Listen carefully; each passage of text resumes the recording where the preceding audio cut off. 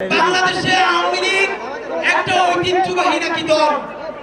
দুনিয়ায় যে ইউরোপে, যে জার্মানিতে, যে নাৎসিরা গণহত্যা চালিয়েছে, সেই গণহত্যা চালানোর পরে কোন নাৎসি এসে কি বলবে তাদের ঐতিহ্যের কথা? অথচ আমাদের আসিফ নজরুল সাহেব আমাদেরকে আওয়ামী লীগের ঐতিহ্যের কথা শোনায়।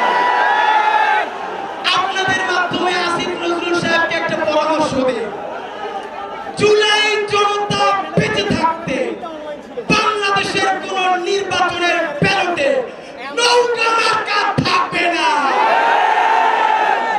তবে বিশেষ বিবেচনা আছে, আপনি নিজে যদি নৌকার প্রার্থী হইতে চান আপনার একটা নৌকার ক্যান্ডিডেট বানিয়ে দেওয়া যেতে পারে।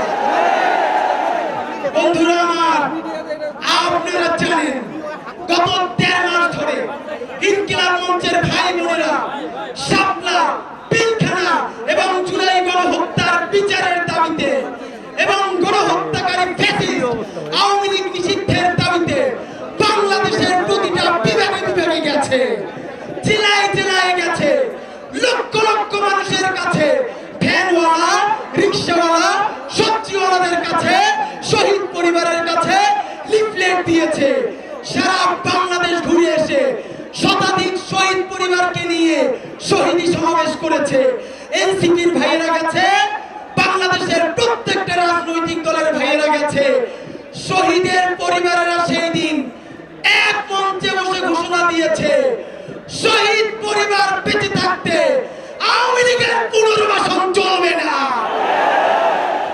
আপনাদেরকে জানাতে চাই, কথা খুব স্পষ্ট, যদি একটা ওয়াদা নিতে চাই, যদি বলি আপনাদের সবাই নিয়ে এইখানে আসছিলাম কারণ জনদুর্ভোগ কম হবে, কিন্তু গণহত্যাকারী আওয়ামী লীগকে যদি নিষিদ্ধ করা না হয় তাহলে তো আর একটা কচু কাটা হবে।